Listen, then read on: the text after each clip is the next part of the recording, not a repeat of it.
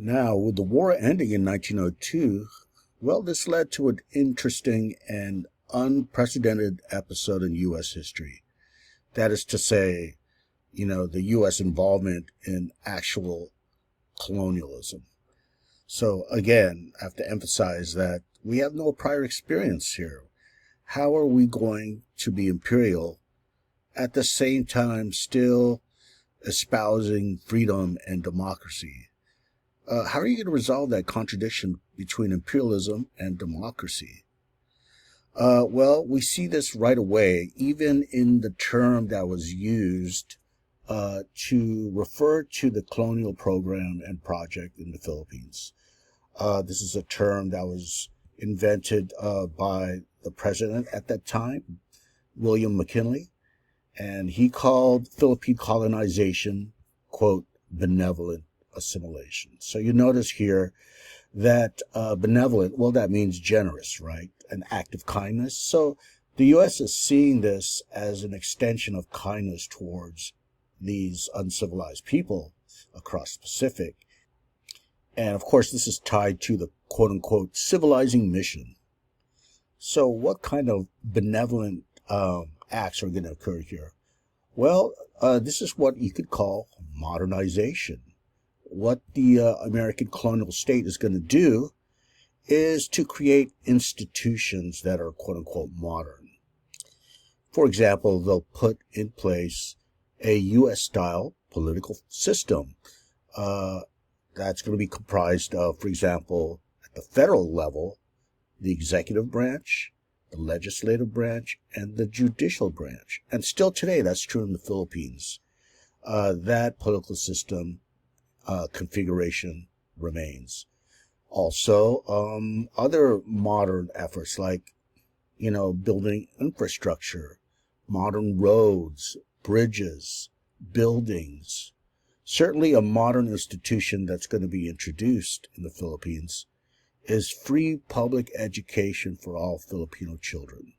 Okay, during the Spanish era of colonization, public education was not extended to all children.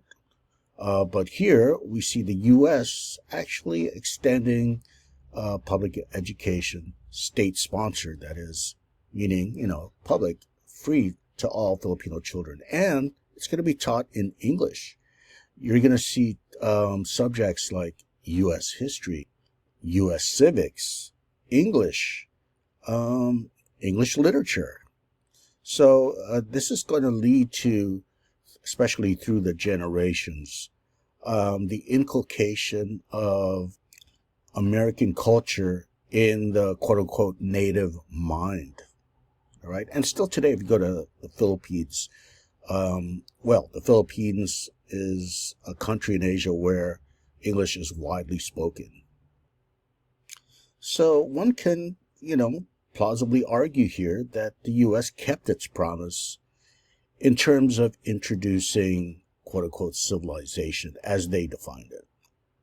But on the other hand, there's always going to be those anti-colonial critics that argue that, sure, it seems like a good thing on the surface, but what, for example, education is doing and English classes, it's erasing the native culture, native history, and it's inculcating in the minds of many Filipinos that their colonial masters, the Americans, are just inherently superior to them.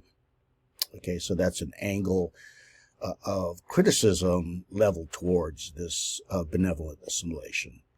Now, interestingly enough, what happens here is, since the U.S. has no precedent in overseas colonization, well, this is what you'll see as a result, this sort of colonial in-betweenness, okay? And a lot of this is because of this tension, again, between democracy and imperialism. All right, so, for example, of this in-betweenness, we see it applied to the legal status of Filipinos once it's a colony. Let's remember that this makes Filipinos, quote-unquote, colonial subjects. But we won't call them colonial subjects, all right? In terms of their legal status, they're certainly no longer aliens. However, they're not citizens for sure. Rather, they're in between. They are quote unquote wards. Or another term that was used is quote unquote U.S. nationals. Okay, so that's in between aliens and citizens, both of those being opposite polarities. We see this expressed in the racial status of Filipinos. Okay, now I have to say here that according to that racial metaphysics and beliefs back then, that if you were a savage, if you were uncivilized, in principle, you cannot be taught the principles of democracy, right? And by the way, look at this illustration. Here's Uncle Sam as a teacher, and this book here is Self-Government, meaning democracy. And the first row of the classroom is comprised of U.S. Colonial subjects. Actually, Cuba's here, but as we know, Cuba was given sovereignty. So we have Puerto Rico, Hawaii, and the Philippines here. And they're the new subjects. Of course, they're, brown-skinned. And the image is kind of blurred here, but if you're able to see it, you see the states. That is, students from all 50 states here. All right, so here's the new imperial subjects being taught democracy. After all, let's remember Beveridge. This is what they set out to do, to civilize the savage and to import democracy. All right. Well, interestingly enough, if you look at this slide, here's the Chinese person kept out of the classroom. Let's remember the 1882 Chinese Exclusion Act. Here's the Native American. He's at the doorstep. He's not incorporated, and his book is upside down, meaning that he pretends to read it, and meaning that he's permanently uncivilized, right? And then here is the African American who is relegated to menial work like washing windows. Okay, so returning to the racial status of the new colonial subjects, well, look at the Native American. He is, quote unquote, permanently uncivilized and savage, and that's why he's not part of the classroom. Now, here is the African American, and he's far from included in the classroom. In fact, he's relegated to menial work, like washing the windows of the classroom. Okay, now returning to the racial status of the new colonial subjects, the Filipinos, well, if they are still savage, that means they're like the Native American here. They cannot be imparted or taught the lessons of democracy, and this undermines our objective of, the civilizing mission. Therefore, a racial reconstruction is necessary here, okay? Because if they remain savages, then they're like this Native American who is deemed to be permanently savage and uncivilized, and therefore can't be taught, the arts of democracy, as they called it back then.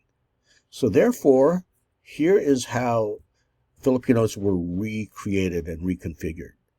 Sure, they're not savage, but they're also not yet civilized. They're in between. There are, quote unquote, little brown brothers. Okay, that sounds laughable, but this is an actual phrase that was coined by Howard Taft, who would become the official colonial administrator to the Philippines. And, of course, Howard Taft would later become a president of the United States of America. So there are little brown brothers, which means, there's a family relation here, right? They're little, they're smaller in stature than the Americans. They're brown, right? They're not white, they're brown. But there are brothers, okay? So it's in between again in terms of race, just like it was in between in the legal status. Now, even geographically, the Philippines, as a new colonial territory, would occupy the state of in-betweenness. That is to say, it's not a foreign country, but it isn't a state.